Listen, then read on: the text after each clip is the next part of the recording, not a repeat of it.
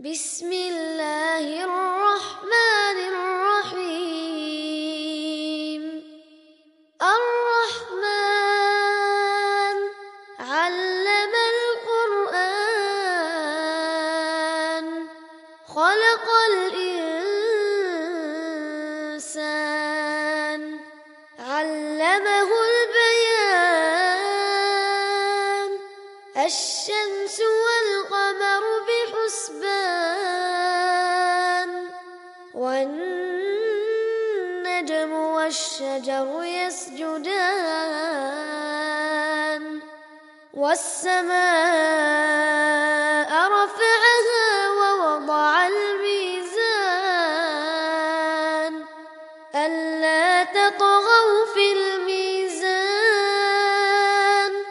وأقيموا الوزن بالقسط ولا تخسروا الميزان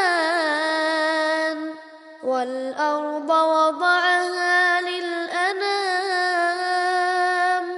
فيها فاكهة والنخل ذات الأكمام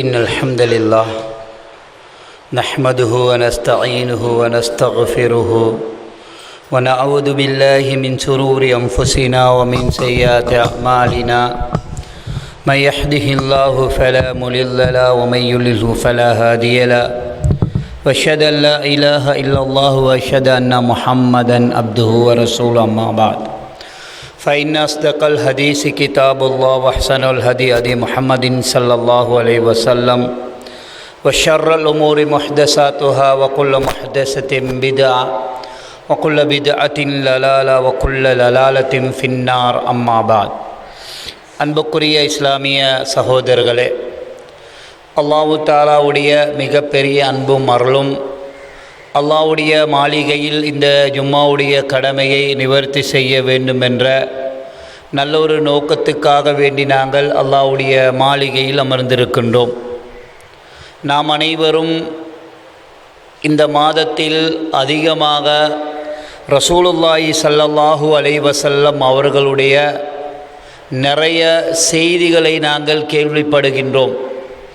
அது வானொலியின் மூலமாகவும் பத்திரிகையின் மூலமாகவும் இன்னபிற உரைகளின் மூலமாகவும் அதிகமாக ரசூலுல்லாஹி ஸல்லல்லாஹு அலைஹி வஸல்லம் அவர்களுடைய வாழ்வை பற்றி அதிகமான செய்திகளை நாங்கள் கேள்விப்படுகின்றோம்.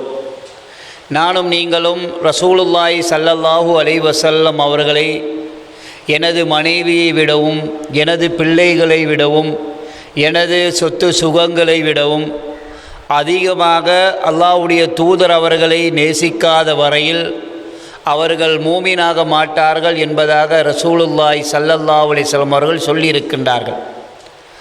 அது ஏன் அந்த அளவுக்கு சொல்லப்படுகின்றதென்றால், நானும் நீங்களும் நபி அவர்களை நேசிப்பது ஈமானில் ஒரு பகுதியாக இருக்கின்றது.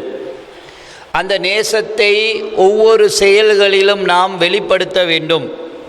ரசூலுல்லாஹி ஸல்லல்லாஹு அலைஹி வஸல்லம் அவர்களை நேசிக்கக்கூடிய நானும் நீங்களும், நபியை இறுதி தூதராக ஏற்றுக்கொண்டிருக்கக்கூடிய நாம் அனைவரும் நபி அவர்களுடைய ஒவ்வொரு சுன்னாக்களையும் மதித்து இந்த உலகத்தில் வாழ வேண்டுமே தவிர, அந்த சுன்னாவை குழி தோண்டி புதைத்து விட்டு அதற்கு மேலால் மிதித்து வாழக்கூடியவர்களாக நாங்கள் வாழக்கூடாது.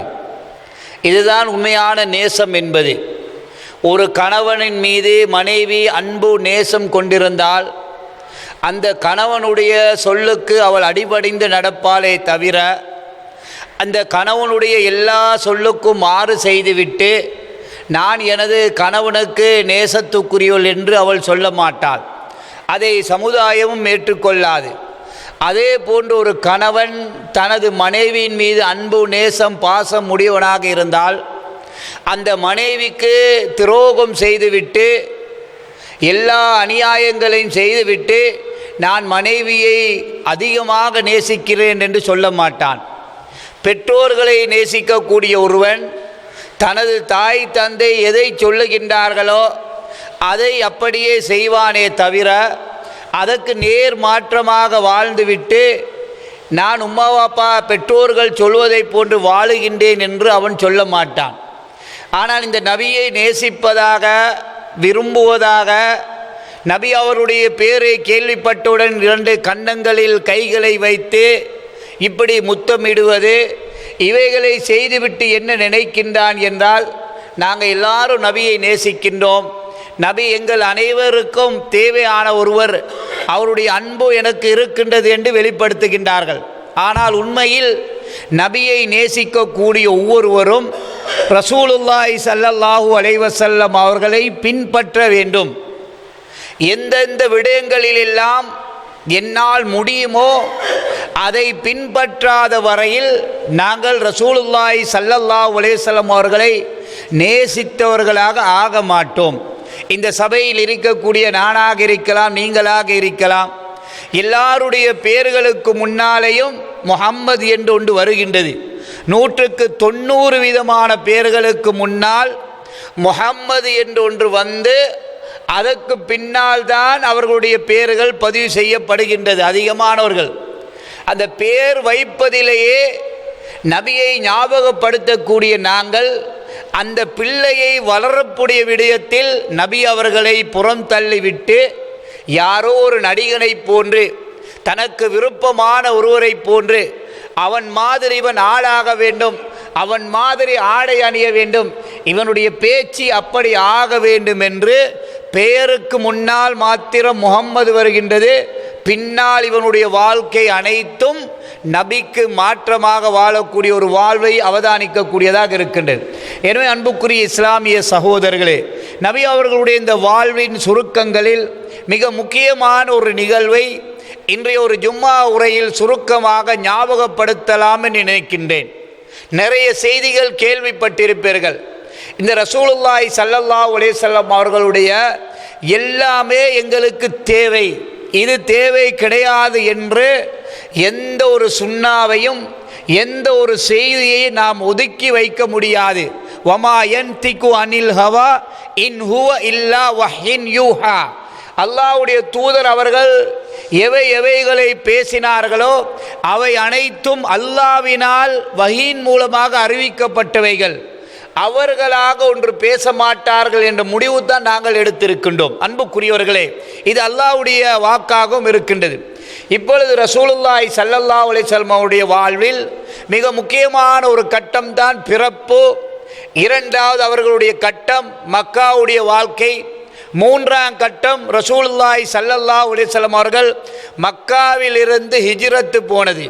4ஆம் கட்டம் திரும்ப மக்காவில் இருந்து ரசூலுல்லாஹி ஸல்லல்லாஹு அலைஹி வஸல்லம் மதீனாவுக்கு ஹிஜ்ரத் போனது. மதீனாவில் இருந்து திரும்ப ரசூலுல்லாஹி ஸல்லல்லாஹு அலைஹி வஸல்லம் மக்காவுக்கு வந்தது. திரும்ப நபி அவர்கள் மக்காவில் இருந்து மதீனாவுக்கு போய் மரணித்தது. இதுதான் நபி அவர்களுடைய வாழ்க்கையில் சுருக்கமான சில செய்திகளை உங்களுக்கு ஞாபகப்படுத்துகின்றேன். நபி அவர்கள் பிறந்தது மக்காவில். 10 வருடங்களுக்கு மேலால் மக்காவில் 13 வருடங்கள் இருந்தார்கள்.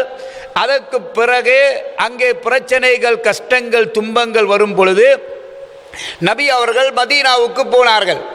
இந்த மதீனாவுக்கு போய் அவர்கள் திரும்பி வந்து இந்த வாழ்க்கையில் மிக முக்கியமான ஒரு கட்டம்தான் நபி அவர்கள் மக்காவிலிருந்து வெளியேறி மதீனாவுக்கு போய் திரும்ப மக்காவுக்கு வந்து அந்த ஆட்சி அதிகாரத்துடன் நபி அவர்கள் வந்து அந்த மக்கமா நகரை அவர்களுடைய கட்டுப்பாட்டுக்கு கீழால் கொண்டு வந்த ஒரு நிகழ்வு. நபி அவர்கள் மக்காவிலிருந்து எப்படி விரட்டப்பட்டார்கள் எங்களுக்கெல்லாம் தெரியும். நாங்களும் சில ஊர்களில் இருந்து விரட்டப்படும் பொழுது தேவையான பொருட்களை எடுக்காமல், படித்த சான்றிதழ்களை கூட எடுக்காமல், எங்களுடைய சொத்து சுகங்கள் இவைகளை விட்டுவிட்டு தான் ஒரு ஊரை விட்டும் திடீரென்று இன்னும் ஒரு ஊருக்கு போயிருப்போம். ரசூலுல்லாஹி ஸல்லல்லாஹு அலைஹி வஸல்லம் இந்த வாழ்க்கையில் 63 வருட காலத்தில் 40 வருடங்கள் நுபுவத்துக்கு முந்தைய காலம், 23 வருடங்கள் நபியான காலம். அந்த 23 வருடத்தில் 10 வருடங்கள் மக்காவுடைய வாழ்க்கை, 13 வருடங்கள் மதீனாவுடைய வாழ்க்கை. மக்காவிலிருந்து ரசூலுல்லாஹி ஸல்லல்லாஹு அலைஹி வஸல்லம் அவர்கள் போகும் பொழுது எப்படி போனார்கள், அந்த வாழ்வில் திரும்ப வரும் பொழுது எப்படி வந்தார்கள், அந்த மக்கத்தில் இருந்து நபி அவர்கள் விரட்டியவர்கள் உயிருடன் இருக்கும் பொழுது நபி அவர்கள் ஆட்சி பீடத்தில் இருந்து கொண்டு அவர்களை எப்படி வழிநடத்தினார்கள். இது ஒரு பெரிய ஒரு சப்ஜெக்ட். சுருக்கமாக நினைவுக்காக வேண்டி சில செய்திகளை உங்களுக்கு ஞாபகப்படுத்துகின்றேன். இப்போ நபி ஸல்லல்லாஹு அலைஹி வஸல்லம் அவர்கள் எல்லா பிரச்சனைகளும், கஷ்டங்கள், துன்பங்கள், அடி உதைகள் பட்டு மக்காவிலிருந்து நபி அவர்களும் அபூபக்கர் அலி அவர்கள் மாத்திரம்தான் கடைசியாக போனார்கள்.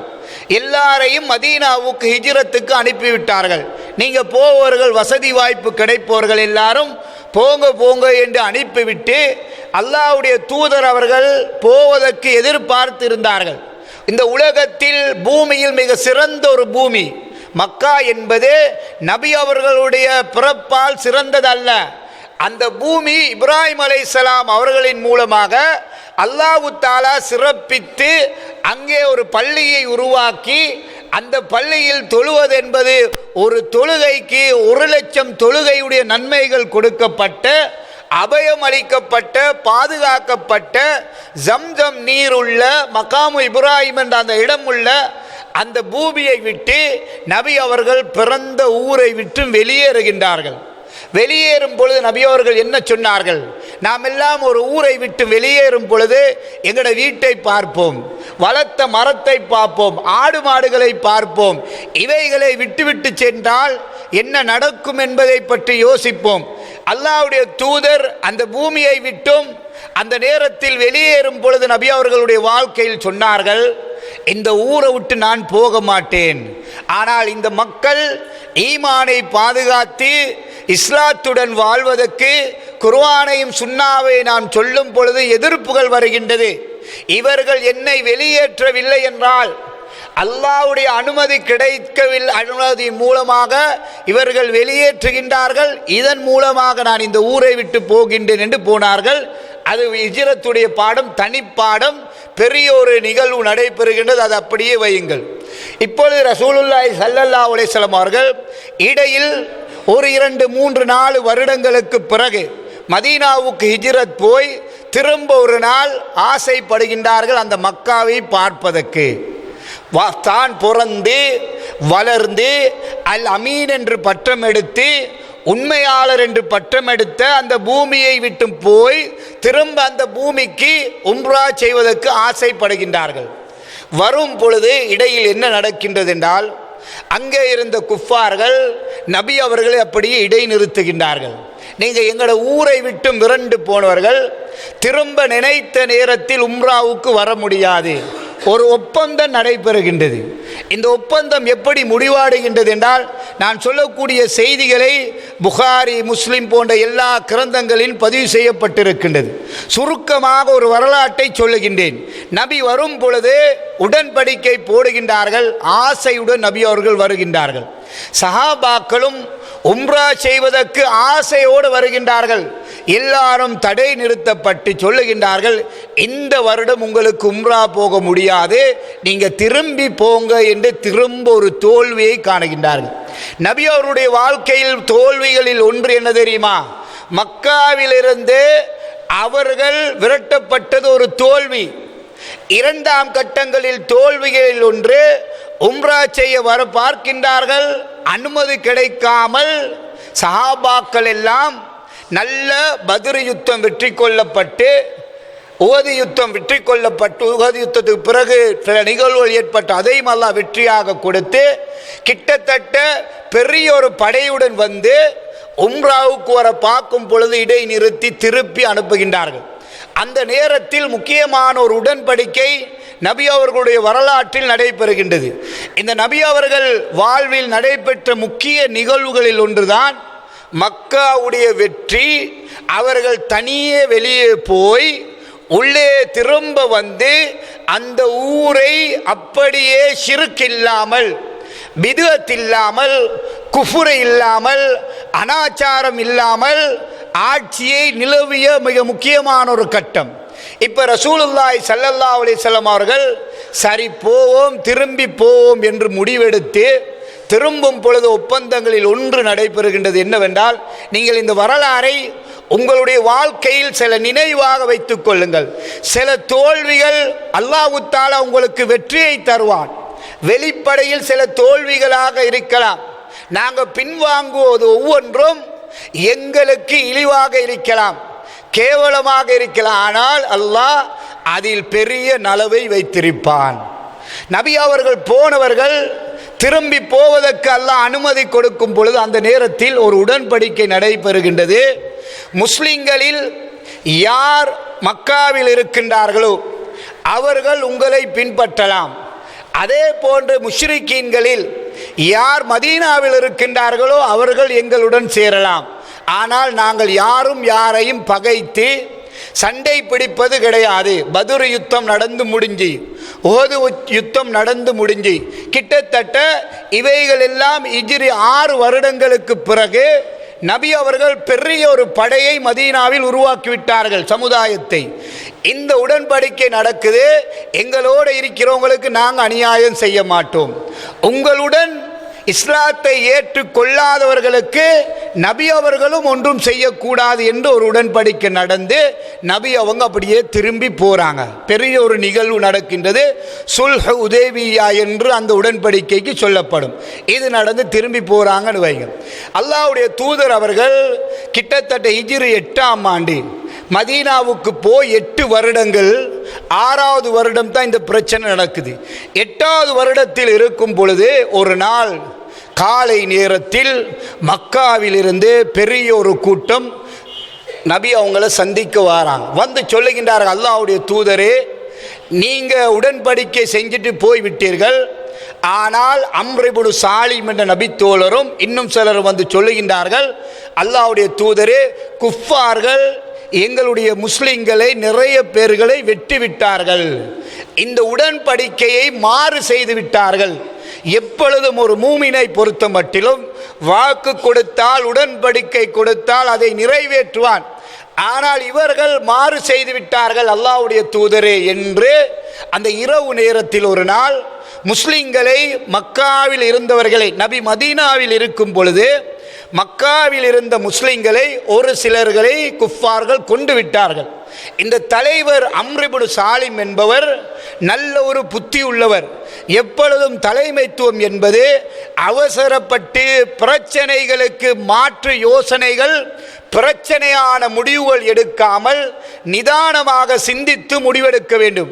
எங்களை கொண்டு விட்டார்கள், கொன்றதுக்கு திரும்பி இவர்கள் அடிக்காமல் எங்களுடைய தலைவர் ரசூலுல்லாஹி ஸல்லல்லாஹு அலைஹி வஸல்லம் அவர்கள் தான் எங்களை மக்காவில் இருக்க சொன்னார்கள். நாங்கள் இதை நபிக்கு போய் சொல்வோம் என்று ரசூலுல்லாஹி ஸல்லல்லாஹு அலைஹி வஸல்லம் இடத்தில் வந்து சொல்லுகின்றார்கள். அல்லாஹ்வுடைய தூதர் அவர்களுக்கு கோபம் வந்துவிட்டது. என்னை நம்பி என்னை ஏற்றுக்கொண்டவர்களை உம்ராவுக்கு போக முடியாமல் தடுத்தது போக எங்களுடைய சமுதாயத்துக்கு இப்படி செய்து விட்டார்களே என்று அல்லாஹ்வுடைய தூதர் அவர்களுடைய வாழ்வில் இந்த நிறைய வரலாற்று செய்திகள். இந்த ரபியுல் அவ்வல் மாதத்தில் நபி அவர்களை பற்றி எத்தனையோ கதைகள் சொல்லப்படுகின்றது. இந்த வரலாற்று செய்தியில் ஆயிரம் விடயங்களை அல்லாஹ் வைத்திருக்கின்றான். நபி அவர்கள் சொல்லுகின்றார்கள், நுசிர் தயா அம்ர் இப்னு சாலிம், அம்ர் இப்னு சாலிமே உங்களுக்கு உதவி செய்யப்பட்டு விட்டது. அநியாயம் இழைக்கப்பட்டவர்களுக்கு அல்லாஹ் நிச்சயமாக உதவி செய்வான் என்று ரசூலுல்லாஹி ஸல்லல்லாஹு அலைஹி வஸல்லம் அவர்கள் முடிவெடுத்து விட்டு அவர்கள் உள்ளத்தில் ஒரு முடிவெடுக்கின்றார்கள், நான் இப்பொழுது மக்காவை பிடிக்க வேண்டும். நாம் பொறுமையாக இருந்தோம், எங்களை நம்பியவர்களை கொலை செய்து விட்டார்கள். இதற்கு பிறகு நாம் மக்காவுக்குள்ளான் நுழைந்து அனைத்தையும் கண்ட்ரோல் பண்ண வேண்டும் என்ற முடிவை ரசூலுல்லாஹி ஸல்லல்லாஹு அலைஹி வஸல்லம் அவர்கள் எடுக்கிறான். இது முக்கியமான வாழ்க்கையில் நம்ம படிக்க வேண்டிய 1000 படிப்பினை மிக்க ஒரு வரலாறு தான் நபி அவர்களுடைய மக்காவுக்குள்ளால் எப்படி போனாங்க. இன்றைக்கு நபி பிறந்தார்கள் என்று உம்ராவுக்கு போனால் உங்களுக்கு தெரியும், மக்காவுடைய ஒரு வலது பக்கத்தில், அதாவது நான் நினைக்கின்ற ஹஜருல் அஸ்வத் கல்லுக்கு ஒரு பக்கத்தில் ஒரு பில்டிங்கை காட்டி இந்த இடத்துல தான் பிறந்தார்கள் என்று அடையாளம் நிரூபிக்கப்படாத ஒரு இடத்தை காட்டுகின்ற அன்புக்குரியவர்களே, இந்த நான் சொல்லக்கூடிய இந்த செய்திகள் ரசூலுல்லாஹி ஸல்லல்லாஹு அலைஹி வஸல்லம் உடைய இந்த வாழ்க்கையில் மிக முக்கியமான ஒரு கட்டம். நபி அவர்களுடைய நுணுக்கமான செயல்பாடுகள், நபி அவர்கள் ஒரு தலைமைத்துவத்தை எப்படி நிறுவ வைத்தார்கள், அநியாயம் தனது தலைமைத்துவத்துக்கு கீழால் அநியாயங்கள் இழைக்கப்படும் பொழுது எப்படி முடிவுகள் எடுத்தார்கள், தான் வளர்ந்த பிறகு எவ்வளவு பக்குவமாக சமுதாயத்துடன் நடந்தார்கள். இப்போ ரசூலுல்லாஹி ஸல்லல்லாஹு அலைஹி வஸல்லம் அவர்கள் முதலாவது அல்லாஹ்விடத்தில் துஆ கேட்கின்றார். அன்புக்குரியவர்களே, இன்றைக்கு எங்களுடைய பிரச்சனைகள் என்ன தெரியுமா? தேவை முன்னால் வந்தால் எல்லா தேவைக்கும் நம்ம முடிவு செஞ்சு முயற்சி செஞ்சு இயலாத கட்டத்தில் தான் தொழுது துஆ கேட்போம். ஆனால் அல்லாஹ்வுடைய தூதர் அவர்கள் எதுவாக இருந்தாலும் முதலாவது ரப்பிடத்தில் பிரச்சனையை ஒப்படைத்து விடுவார்கள். முதலாவது ரப்பிடத்தில் பிரச்சனையை சொல்லிவிடுவார்கள். நபி அவர்கள் என்ன சொல்லுகின்றார்கள்? ஒரு துஆ கேட்கின்றார்கள். அல்லாஹும்ம ஹுஸுல் உயூன வல் அஹ்பாரா. யா அல்லாஹ், நான் என்ன விரட்டப்பட்ட பூமிக்குள்ளால திரும்ப போறேன். அங்கே 360 சிலைகளுக்கு மேலால் அங்கே மக்காவுக்குள்ளால் இருக்கின்றது. இவைகளை துப்புரவு செய்து என்னை நம்பியவர்களை கொலை செய்திருக்கிறார்கள். நான் திரும்ப போகின்றேன் என்று முதலாவதாக நபி அவர்கள் அல்லாஹும்ம ஹுஸுல் உயூன வல் அஹ்பாரா. யா அல்லாஹ், நான் போற இந்த செய்தி யாருக்கும் தெரியாம நீ மறைச்சிரு. 10,000 படைகள். அன்புக்குரியவர்களே, நபி அவர்கள் மக்காவிலிருந்து போற நேரம் நபி அவர்களும் அபூபக்கர் ரலியல்லாஹு மாத்திரம் தான் போனாங்க. நபி அவர்களுடைய ஊர் கிடையாது மதீனா. அங்கே 10,000 பேர்கள் இஸ்லாத்தை தழுவி நபி அவர்களுக்காக வேண்டி தியாகம் செய்யக்கூடிய பெரிய ஒரு சமுதாயம் உருவான பிறகு நபி அவர்கள் பயப்படுகின்றார்கள், புனிதமான அந்த பூமியில் யுத்தம் வரக்கூடாது. இவர்களும் ஊரை விட்டு விரட்டப்பட்டவர்கள் ஊருக்குள்ளால் நுழையும் பொழுது பலம் கூடியதன் பிறகு அங்கே அநியாயம் இழைக்கப்படக்கூடாது என்று நபி அவங்க முதலாவது அல்லாஹ்ட்ட துஆ கேட்குறாங்க. யா அல்லாஹ், இந்த செய்தியை நீ யாருக்கும் கொடுக்காமல் நீ மறைத்து விடு என்று. எல்லா ஏற்பாடுகளும் ரகசியமாக நடக்குது.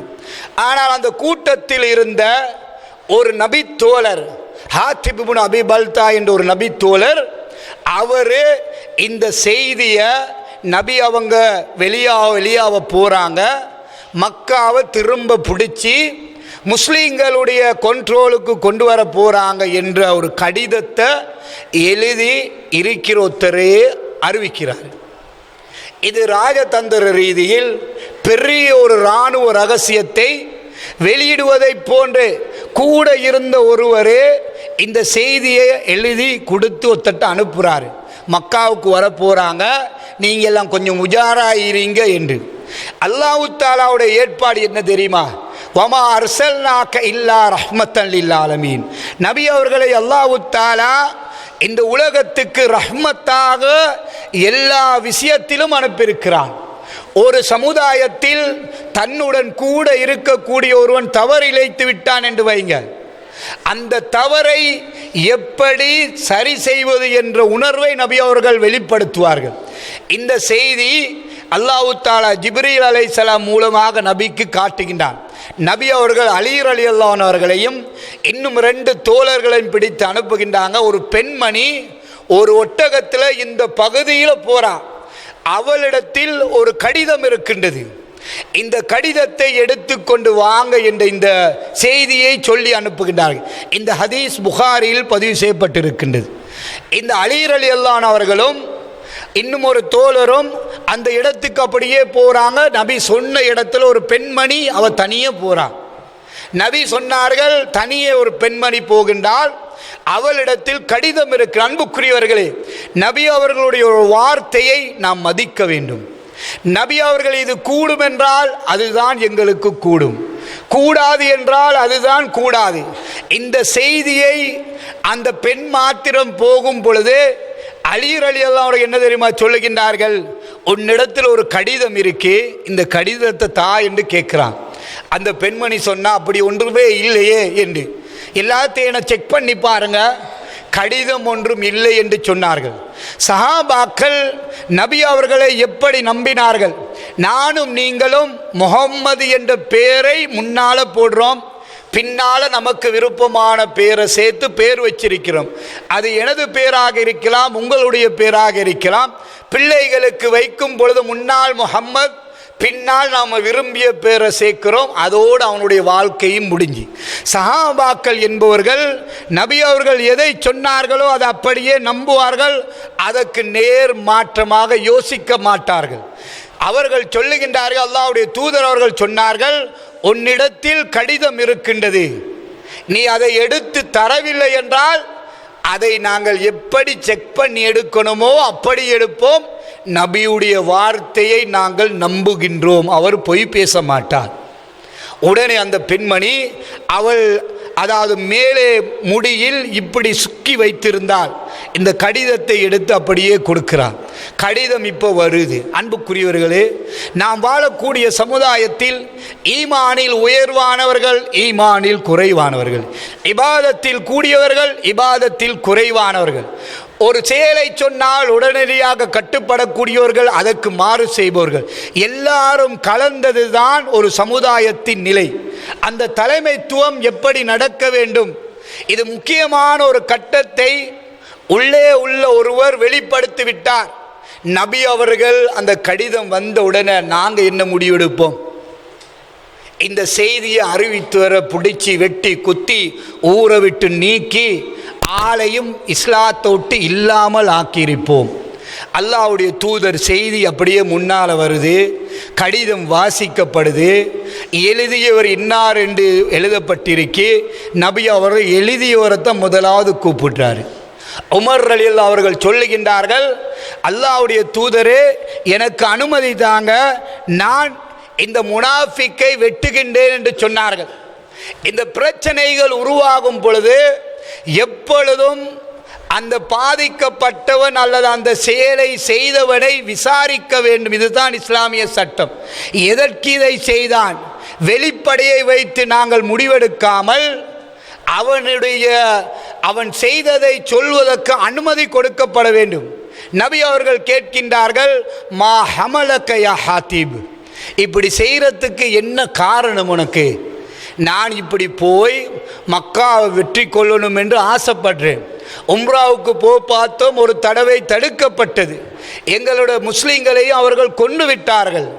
இப்படியான நிலையில் நம்ம ரகசியமாக இருந்ததை நீங்கள் ஏன் இப்படி செஞ்சீங்கன்னு ஒரு அன்பால் ஒரு வார்த்தையை நபி வெளிப்படுத்துகின்றார்கள். முகம் கடுகடுத்து பிடிச்ச ஆளை கெட்டி போடுங்க, அவன் பேசி முடிவு சொல்லட்டும் என்று ரசூலுல்லாஹி ஸல்லல்லாஹு அலைஹி வஸல்லம் அவர்கள் கடினமாக விசாரணைகள் செய்யவில்லை. தவறிழைத்தவனுடைய மனதிலிருந்து அந்த தவறை ஏன் செய்தோம் என்று அவன் உணரும் அளவுக்கு ரசூலுல்லாஹி ஸல்லல்லாஹு அலைஹி வஸல்லம் அவர்கள் சந்தர்ப்பத்தை கொடுத்து கேட்குறாங்க, மா ஹமலக யா ஹாத்திப், உனக்கு என்ன நடந்துச்சு, ஏன் இப்படியான ஒரு விஷயத்தை செஞ்சீங்க? அவர் காரணம் என்ன தெரியுமா சொல்லுகின்றார்கள், அல்லாஹ்வுடைய தூதர் அவர்களே நான் சொல்வதை கொஞ்சம் கேளுங்கள். இந்த பக்கத்தில் சஹாபாக்கள் எல்லாரும் ஒரு வெறுப்புடன் இருக்கிறாங்க. உமர் ரலியல்லாஹு அவர்கள் இந்த செய்தியை சொன்னவனை வெட்டணும் என்று இருக்கிறாங்க. அல்லாஹ்வுடைய தூதர் அமைதியாக தவறிழைத்தவனுடன் பண்பாக நடக்கணும். எங்களுடைய பண்பற்ற தன்மைகள் தவறு செய்தவனை இன்னும் தவறுகளுக்கு வழிகாட்டக்கூடாது.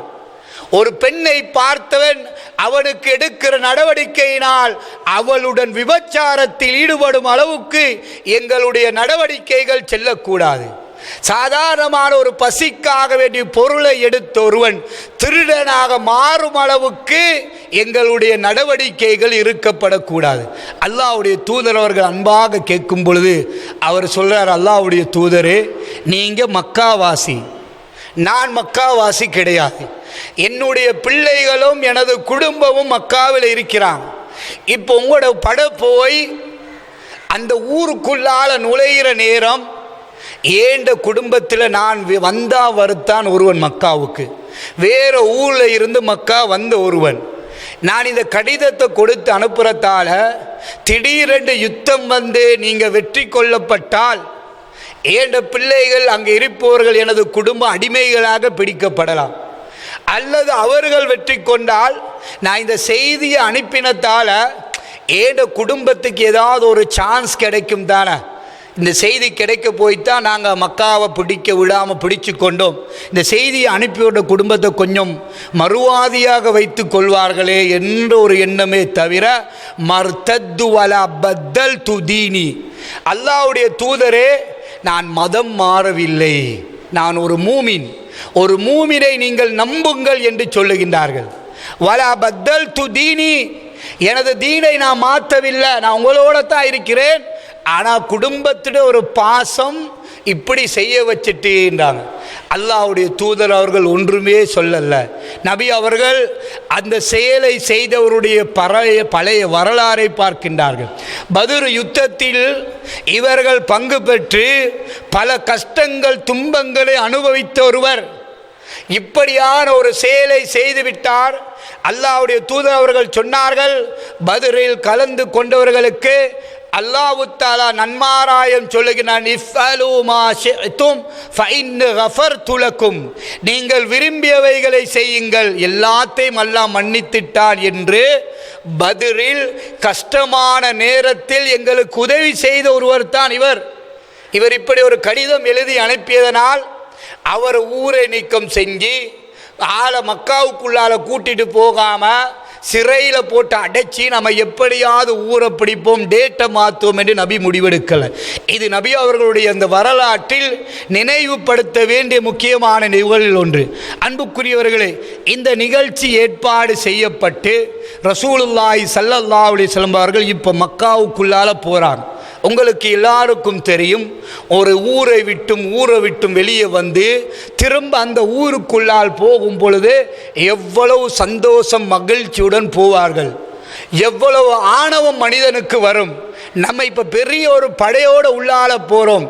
ஆனால் அல்லாஹ்வுடைய தூதர் அவர்கள் அந்த மக்காவுக்குள்ளால் நுழையும் பொழுது எப்படி நுழைந்தார்கள்? பதவிகள் வர வர, பட்டங்கள் வர வர, எங்களுடைய பேச்சை அதிகமான மக்கள் கேட்க இந்த அளவுக்கு பண்பு வர வேண்டும் என்பதை ரசூலுல்லாஹி ஸல்லல்லாஹு அலைஹி வஸல்லம் வரலாற்று செய்திகள் எங்களுக்கு சொல்லுகின்றது. இவனே அன்புக்குரிய இஸ்லாமிய சகோதரர்களே, அதாவது ரபியுல் அவ்வல் இந்த மாதத்தில் அதிகமாக நபியுடைய செய்திகளை நாம் நினைவுபடுத்துகின்றோம். மிக முக்கியமான வாழ்க்கையில் ஒரு கட்டம்தான் மக்காவுடைய வெற்றி. இப்போ நபி அவங்க மக்காவுக்குள்ளால போகிறாங்க. இந்த நிகழ்ச்சியெல்லாம் நடந்து முடிஞ்சு எல்லாரையும் சமாதானப்படுத்தி அவரையும் நபி அவர்கள் மன்னிப்பு கொடுத்து அவரையும் நபி அவங்க சேர்த்து கொண்டு இப்போ பயணம் கொண்டு போகிறாங்க. போகும் பொழுது அன்புக்குரியவர்களே, நானும் நீங்களும் நன்றாக யோசிக்க வேண்டும். எந்த கட்டத்தில் நபி அவங்க இருந்து அந்த ஊருக்குள்ளால போகிறாங்க, எப்படியான நிகழ்வுகளை சந்திக்கிறாங்க, அவர்களை எதிர்த்தவர்கள் நிறைய பேர் உயிரோடு இருக்கிறான். நபி அவர்களுக்கு குடலை தூக்கி போட்டவன் உயிரோடு இருக்கிறான், கல்லால் அடித்தவன் இருக்கிறான், அதாவது சேட்டை நெசுக்கி களத்தை நெசுக்கி கௌபத்துள்ளால தூக்கி மூளையில் போட்டவன் இருக்கிறான், போட்டு மிதித்து காலால் அடித்தவன் எல்லாரும் ஊரில் அப்படியே இருக்கிறாங்க. இந்த ஊரை விட்டும் உடைமைகளை விட்டும் பொத்துக்களை எடுத்து ஆளை அடித்து வெளியே அனுப்பப்பட்டவர்கள், அடிப்பட்டவர்கள் ஆயுதத்துடன் பலசாலியாக முஸ்லீம்கள் இருக்கிறார், அடித்தவர்கள் கோழைகளாக அமைதியாக இருக்கிற நேரம் அந்த ஊருக்குள்ள நபி போகிற நேரம் எப்படி போனாங்க? ஒமா அர்சல்நாக இல்லா ரஹ்மத்தல் லில் ஆலமீன், நபி அவர்களை அல்லாஹ் தஆலா ரஹ்மத்தாக அனுப்பினான் என்றால் எல்லா சந்தர்ப்பத்திலும் அவர்கள் ரஹ்மத்தாகத்தான் இருந்தாங்க. ஆட்சி பீடத்திலும் இருந்தாலும் சரி, அடிபடக்கூடிய காலத்திலும் சரி, ஆசிரியராக இருந்தாலும் சரி, கணவனாக இருந்தாலும் சரி, ஒரு தகப்பனாக இருந்தாலும் சரி, ஒரு யுத்தத்தின் தலைவனாக இருந்தாலும் சரி, அவர்கள் ஒரு ரஹ்மத்துல்லில் ஆலமீனாகத்தான் எப்பொழுதும் நடந்து கொண்டார்கள் என்ற செய்தியை அல்லாஹ் தஆலா தெளிவுபடுத்தக்கூடியவராக இருக்கிறான்.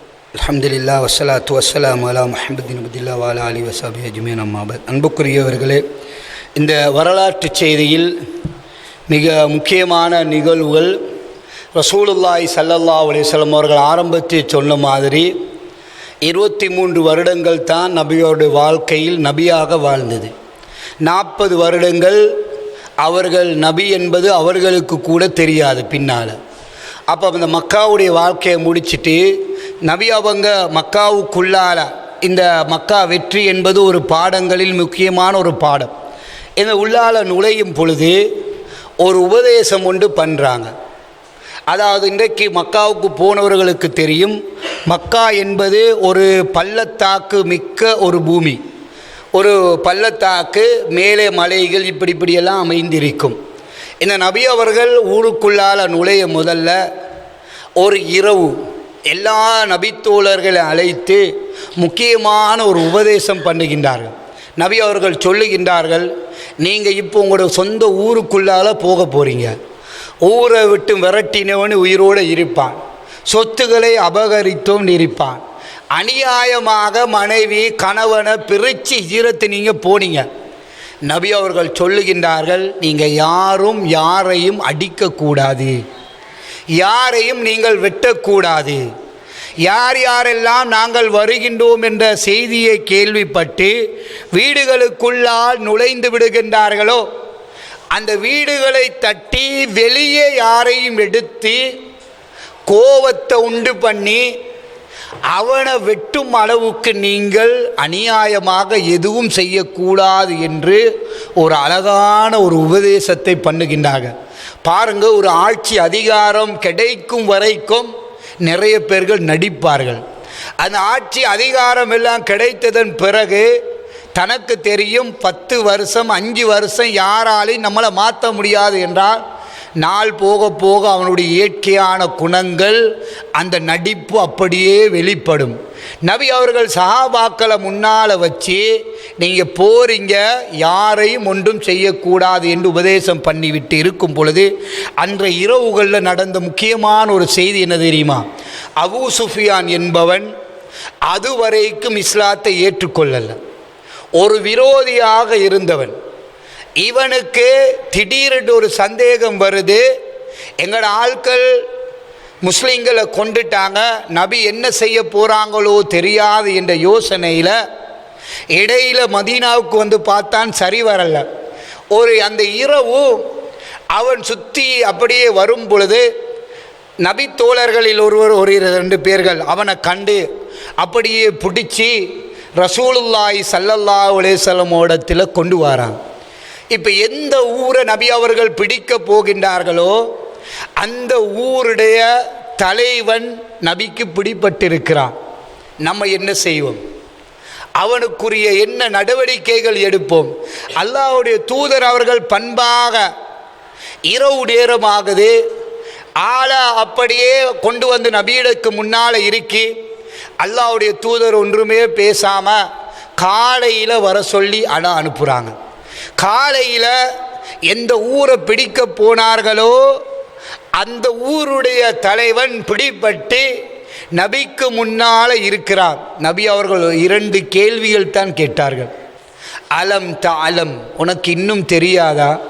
வணக்கத்துக்கு தகுதியானவன் அல்லாஹ்வை தவிர வேறு யாரும் இல்லை என்று இன்னும் உனக்கு விளங்கலையா? ஒரு முக்கியமான ஒரு வார்த்தையை கேட்கிறாங்க. அவன் என்ன தெரியுமா? அபூ சுஃபியான் சொல்லுகின்றான், லவ் கான இலாஹுன் மஅல்லாஹி, அல்லாஹ்வுடன் வணக்கத்துக்கு தகுதியானவன் இன்னும் ஒரு கடவுள் இருந்திருந்தா நான் உங்களோட முன்னால் இப்படி பிடிபட்டு இருக்க மாட்டேன். அல்லாஹ் கடவுள், அல்லாஹ் ஒருவன் தான் என்பதை நான் நம்புகிறேன். ஆனால் நீங்கள் நபி என்பதை ஏற்றுக்கொள்றதுல தான் எனக்கு பிரச்சனை இருக்கேன். எங்களோட கூட இருந்தவர், நாங்கள் உங்களை ஊரை விட்டு அனுப்பினோம், உங்களுக்கு மாத்திரம் எப்படி குர்ஆன் சொன்ன வஹி என்று ஒன்று வரும்? அல்லாஹ்வை ரப்பாக நான் ஏற்றுக்கொள்கிறேன். அப்போ அப்பாஸ் ரலியல்லாஹு அவர்கள் சொல்லுகின்றார்கள், வா இலக்கையா அபூ சுஃபியான், அபூ சுஃபியானே உனக்கு நாசமாகட்டும். இந்த பெரிய ஒரு படை அல்லாஹ்வை நம்பி வந்திருக்கின்றார்கள். இவர்கள் நீ ஏற்றுக்கொண்டாலும் இல்லை என்றாலும் மக்காவை நாளை காலையில் பிடிப்பார்கள். நீ உன் வீட்டுக்குள்ளாலதான் இருக்கணும், உனக்கு வெக்கம் இல்லையா என்று கேட்குறாங்க. உடனே அவன் அந்த நேரத்தில் இஸ்லாத்தை ஏற்றுக்கொள்கிறார் அபூ சுஃபியான். மக்கா வெற்றி நடக்கிறதுக்கு 2 இரவுகளுக்கு முன்னால். அல்லாஹ்வுடைய தூதருடைய பண்பை பாருங்கள். நான் ஆரம்பத்தில் சொன்னேன், நபி அவர்கள் மிக பண்பாக எல்லாரோடையும் நடப்பார்கள். அப்போ அந்த நேரத்தில் அப்பாஸ் ரலியல்லாஹு அவர்கள் சொல்லுகின்றார்கள், இவர் ஒரு பதவியில் இருந்தவர், அந்த மக்காவில் ஒரு தலைவராக இருந்தவர் தான் இப்போ வந்திருக்கிறார். ஃபஇன்னஹு யுஹிப்புல் ஃபக்ர, இவர் கொஞ்சம் பெருமையை விரும்புகிறாள், ஏதாவது ஒரு பதவியை கொடுத்து தான் இவரை கண்ணியப்படுத்தணும், வெறுமனே இவரை இப்படி வைக்கக்கூடாது என்று சொல்லும்போது அல்லாஹ்வுடைய தூதர் அவர்கள் பாருங்க எப்படி நடக்கிறாங்க. நம்ம என்ன செய்வோம், எதிரி ஒரு தலைவன் நம்மகிட்ட பிடிபட்டுட்டான், அவனை டொய்லெட்டை கழுவ போடுறதும், அவனை பள்ளிக்கு வெள்ளை அடிக்க போடுறதும், மற்ற வேலைகள் எல்லாம் வாங்குவோம். அல்லாஹ்வுடைய தூதர் அவர்கள் மன் தஹல தார அபூ சுஃபியான் ஃபஹுவ ஆமின், நபி அவர்கள் முதலாவது சொல்லுகின்றார்கள், யார் அபூ சுஃபியானுடைய வீட்டுக்குள்ளால், நாங்கள் ஊரு பிடிக்க போகும் பொழுது யார் அபூ சுஃபியானுடைய வீட்டுக்குள்ளே போய் அமைதியை நாடுகின்றார்களோ பிரச்சனை வரமாட்டோண்டு அவரை ஒன்றும் செய்யக்கூடாது என்று நபி சொல்லுகிறாங்க. ரெண்டாவது சொல்லுகின்றார்கள், வமன் தஹல தாரஹு, யார் யார் அவங்களோட வீட்டுக்குள்ளால போகிறாங்களோ அவங்கள தட்டி வெளியெடுக்க வேண்டாம். மூணாவது தான் நபி அவங்க சொல்கிறாங்க, வமன் தஹலல் கஅபா, கௌபாவுடைய எல்லைக்குள்ளால் போனாலும் ஒன்றும் செய்ய வேண்டாம். இந்த முதன்மைப்படுத்தப்பட்ட பிறகு அபூ சுஃபியானுக்கு சந்தோஷம் என்ன தெரியுமா, அந்தந்த கண்ணியத்தை நபி அவங்களுக்கு கொடுக்குறாங்க. எனக்குரிய ஒரு அந்தஸ்து கிடையாது. உடனே அந்த படை ரெடியாகி வாரத்துக்கு 1-2 இரவுகள் தான் இருக்கி வந்து உள்ளே வருவதற்கு ஆசைப்படுறான். இந்த படைகள் வரும்பொழுது அன்புக்குரியவர்களே, நாம் ஒரு பயணம் மேற்கொள்றோண்டு வைங்க, இன்றைக்கு ஆடல்கள், பாட்டு, கூத்து, கும்மாளம், கடைசியில் பஸ் வேனோட முட்டிப்பட்டு அப்படியே ஜனாசாக்கள் வெளியே எடுக்குது, பாட்டு சத்தம் அப்படியே ஓடிக்கொண்டு 2லையும் இருக்கும். இந்த பயணங்கள் ஆரம்பங்கள் என்பது எல்லாம் ஐசையும் கூத்தும் கும்மாளமுடன் நடக்கு. நபி இவ்வளவு பெரிய ஒரு வெற்றி கொள்ளப்படும் பொழுது நபி அவர்கள் அதிகமாக இதா ஜா நஸ்ருல்லாஹி வல் ஃபத்ஹ், இந்த சூரா ஃபத்ஹ் என்ற இந்த சூறாவை அடிக்கடி ரசூலுல்லாஹி ஸல்லல்லாஹு அலைஹி வஸல்லம் ஓதுகின்றார்கள். இப்போ அந்த இரவு முடிந்து நபி அவங்க இவனை இப்படி சொல்லி அனுப்பியிருப்பார். அது அடுத்த நாள் எல்லாம் ஏற்பாடு செஞ்சு கிட்டத்தட்ட ஒரு 10 கிலோமீட்டர் தூரத்துக்கு வந்துட்டாங்க. மக்காவை அப்படியே ரவுண்டப் பண்ணி கொண்டு வராங்க. அந்த நேரத்தில் ஒரு உபதேசம், முக்கியமான ஒரு கட்டம் என்ன தெரியுமா, நாம் எல்லாம் தலைமைத்துவத்தை வகிப்பவர்கள் ஒரு இடத்துல தனக்குரிய மதிப்பு கிடைக்கணும், தனக்கு ஒரு வாகனம் வேணும், தான் உள்ள போகிற நேரத்தில் ரத்திஞ்சா போடணும், என்னென்ன கூத்து கும்மாளம் இருக்கோ தன்னை வித்தியாசமாக விளங்கணும் என்பதை விளங்குவாங்க. அல்லாஹ்வுடைய தூதர் அவர்கள் அந்த மக்காவுக்குள்ளால் நுழையும் பொழுது அந்த இரவு, இன்னும் ஒரு இரவு, அந்த 2ஆம் முக்கியமான இரவு காலையில் போகும் அளவுக்கு பக்கத்தில் நெருங்கிட்டாங்க. அபூ சுஃபியானும் அப்பாஸ் ரலியல்லாஹு அவர்களையும் ஒரு மலைக்கு மேலால் அல்லாஹ்வுடைய தூதர் அவர்கள் வைக்கிறாங்க. இந்த இடத்துல இருந்து நீங்கள் பாருங்கள், இந்த மக்கா உங்களுக்கு இப்போ பில்டிங்கள் மூலமாக விளங்காத மேடு பள்ளம் நிறைந்து. அல்லாஹ்வுடைய தூதர் அவர்கள் எப்பொழுதும் தன்னை பெரிதாக நினைக்கக்கூடிய இடத்தை தெரிவு செய்ய மாட்டார்கள். இந்த இடத்துல இருந்தால் நான் ஒரு பெரியவன், என்னை மதிப்பாங்க என்ற இடத்தை நம்ம எடுக்க மாட்டாங்க. நம்ம இன்றைக்கு கல்யாண வீடு போனால் இருக்கிற புட்டுவத்தில் ஆக பெரிய நல்ல புட்டுவத்தில் தான் போய் நம்ம அமர பார்ப்போம். ஒரு ஜனாசா வீடுனா கொஞ்சம் நோமலான ஒரு இடத்துல உட்காரத்தை விரும்ப மாட்டோம். மக்கள் வர போகக்கூடிய ஒரு முக்கியமான இடத்தில் இருந்தால் தான் நம்ம ஜனாசா வீட்டுக்கு வந்தோம், கல்யாண வீட்டுக்கு வந்தோம் என்பதை விளங்கும் அளவுக்கு தான் இருப்போம். அல்லாஹ்வுடைய தூதர் ஒரு நாளும் அப்படி இருக்க மாட்டார். அல்லாஹ்வுடைய தூதர் அவர்கள் தெரிவு செய்யக்கூடிய இடம் அன்றைக்கு இரவு சொல்கிறாங்க, நீங்கள் அப்பாஸ் ரலியல்லாஹு அவர்களையும் அபூ சுஃபியானை ஒரு மலைக்கு மேலால் வச்சு இந்த இடத்துல நீங்கள் இருங்க. நபி அவர்கள் அதாவது சஃபா மர்வா மலை, அந்த ஒரு பள்ளத்தாக்கு, அந்த பள்ளத்தாக்கு ஒரு வழியை நபி அவர்கள் தெரிவு செய்கிறாங்க.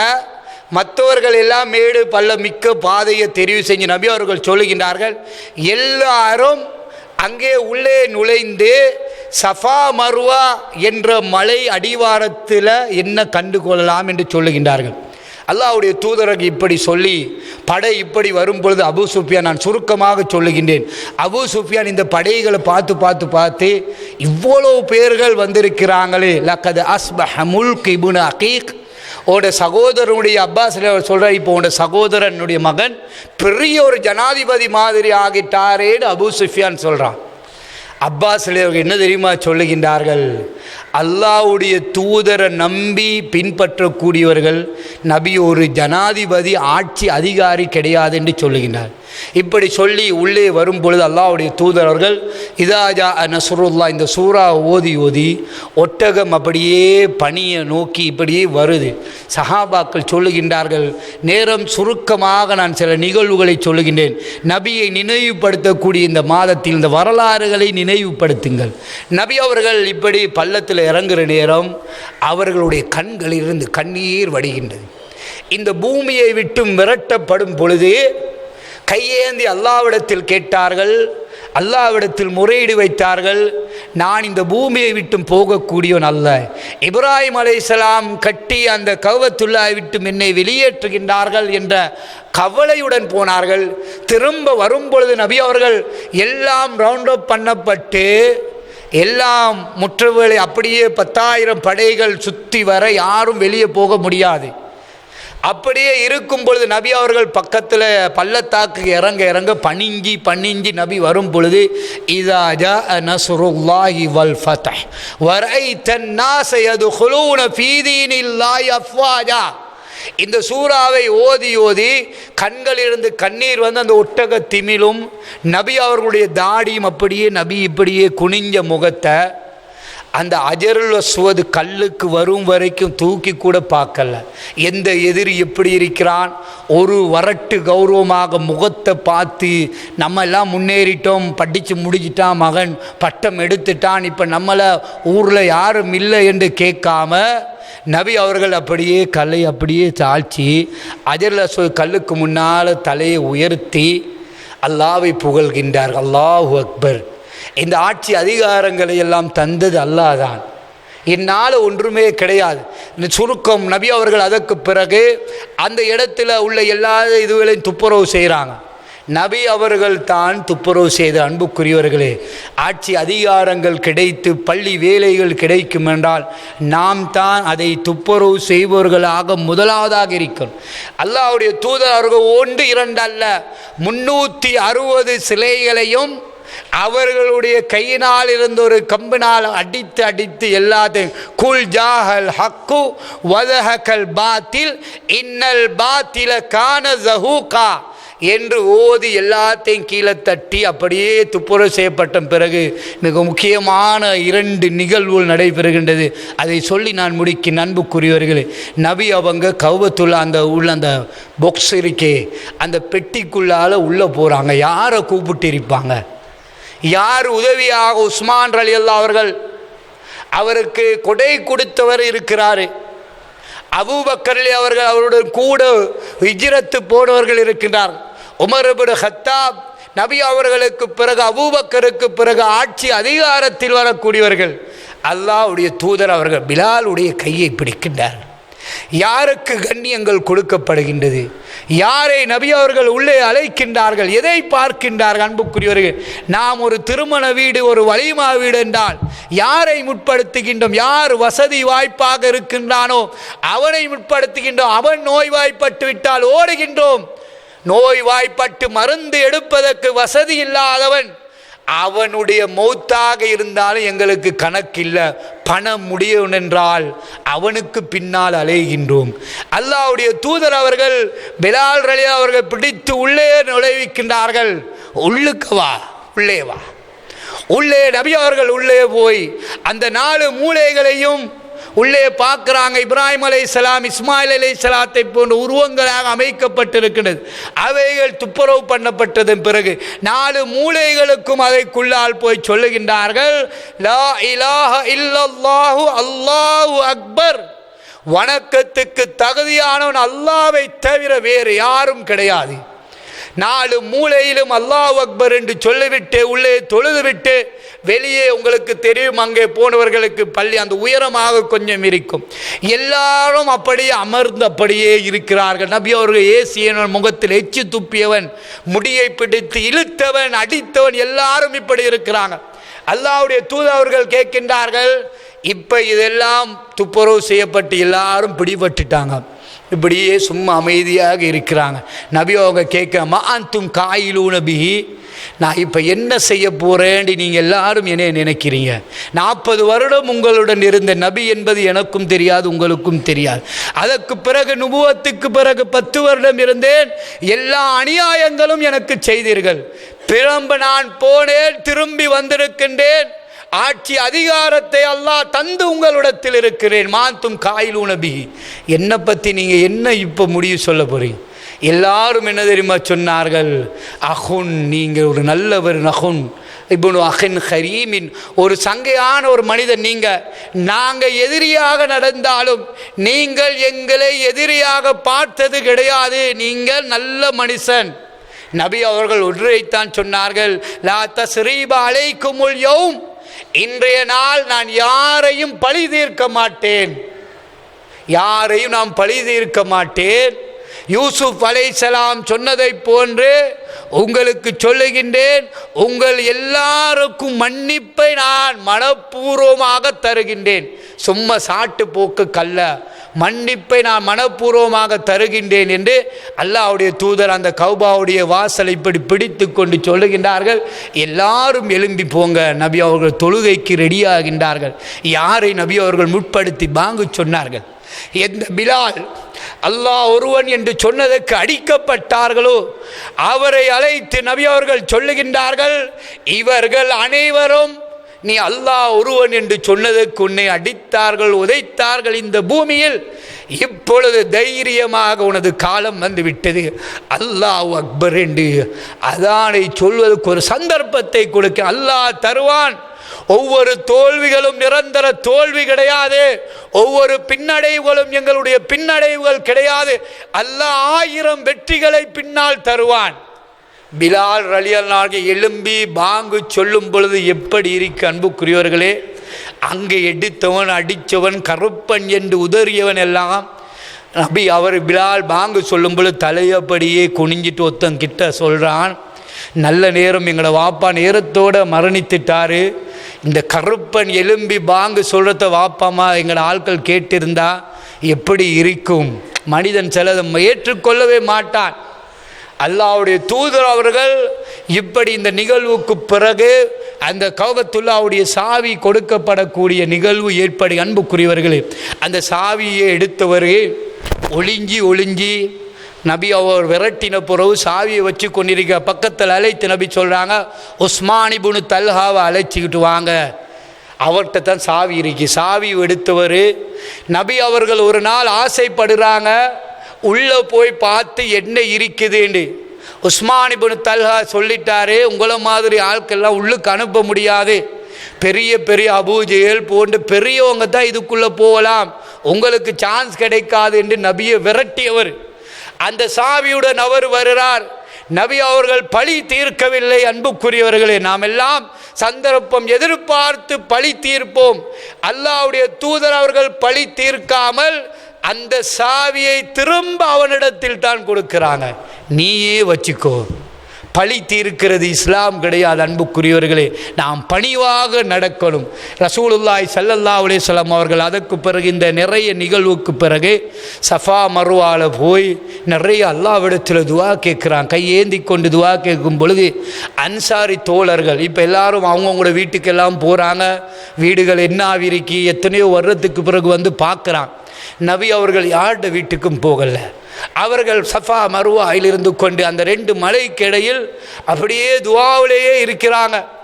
அன்சாரி தோழர்கள் சொல்லுகின்றார்கள், அல்லாஹ்வுடைய தூதர் அவங்க திரும்ப மதீனாவுக்கு வர மாட்டாங்க, அவருடைய சொந்தம் பந்தம் எல்லாத்துக்கும் மன்னிப்பு வேற கொடுத்துட்டாங்க, திரும்ப வராமல் இங்கேயே இருந்துருவாங்க, நாங்கள் திரும்ப நபியையும் வந்தவர்களை விட்டுட்டு தனியே தானே போகணும், எங்களுக்கு நபி கிடையாது என்று அவர்கள் கவலையுடன் இந்த பேச்சை பேசுகின்றார்கள். அல்லாஹ்வுடைய தூதர் துவாவில் இருந்தவர்கள் இந்த சத்தம் கேட்குது, என்னமோ இவங்க சொல்கிறாங்க, எல்லாரும் அவங்களோட வீட்டுக்கு போயிட்டா இவங்க மட்டும் நபி துவா கேட்கும் வரைக்கும் அன்சாரிகள் இருக்கிறாங்க, மதீனாவாசி. நபி அவங்க கேட்குறாங்க, என்ன சொன்னீங்க?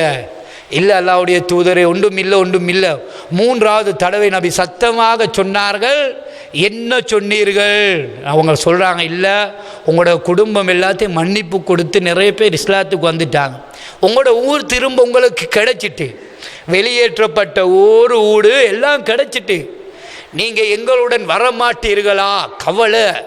நாம் நினைக்கிறோம் நபியை நேசிப்பது என்பதே வெறுமனே மௌலூதுகளை ஓதுவதும் நபி அவர்கள் கற்றுத்தராத செயல்களையும் செய்து நபியுடைய அன்பையும் நேசத்தை அடைய ஆசைப்படுகின்றோம். சஹாபாக்கள் விரும்பியது அதை பின்பற்றுவதைத்தான். நபி அவர்கள் சொல்லுகின்றார்கள், மஆதல்லாஹ், அல்லாஹ் என்னை பாதுகாப்பானாக, எனது பிறந்த ஊரை விடவும் நான் மதீனாவில் உங்களுடன் இருப்பதை தான் விரும்புகின்றேன். எனக்கு வீடு இல்லாத நேரத்தில் நீங்கள் வீடு தந்தவர்கள், எங்களுடைய தோழர்கள் வீடு இல்லாமல் விரட்டப்பட்ட பொழுது அரவணைத்து அவர்களுக்கு ஆறுதல் அளித்தவர்கள். நான் உங்களை விட்டுட்டு தனியே போங்க என்று நான் இங்கே இருக்க மாட்டேன் என்று அல்லாஹ்வுடைய தூதர் அவர்களுடைய பெரும் தன்மையை, அந்த நன்றி மறவாத தன்மையை வெளிப்படுத்துகிற அன்புக்குரிய 18 நாள் தான் நபி அவங்க மக்கால இருந்தாங்க. பிறந்த ஊர் கிடைச்சா எத்தனை நாட்கள் வருஷம் மனுஷன் இருக்க ஆசைப்படுவான். வெறும் 18 நாட்கள் தான் இருந்துட்டு உடனே மதீனாவுக்கு திரும்பி போயிட்டார்கள் என்றால் அன்புக்குரியவர்களே, நிறைய நினைவு சின்னங்கள் நினைவுபடுத்த வேண்டிய ஒரு நினைவு தான் ரசூலுல்லாஹி ஸல்லல்லாஹு அலைஹி வஸல்லம் இந்த மக்காவுடைய வாழ்க்கை. எனவே எவைகளை பேசினோமோ அதன்படி நடப்பதற்கும் ரசூலுல்லாஹி ஸல்லல்லாஹு அலைஹி வஸல்லம் அவர்களுடைய அந்த நல்ல பண்புகளை அல்லாஹ் தஆலா எங்கள் அனைவருக்கும் கொண்டு தருவானாக. அகூலு கௌலி ஹாதா வஸ்தக்ஃபிரு லக்கும் வஸ்தக்ஃபிரு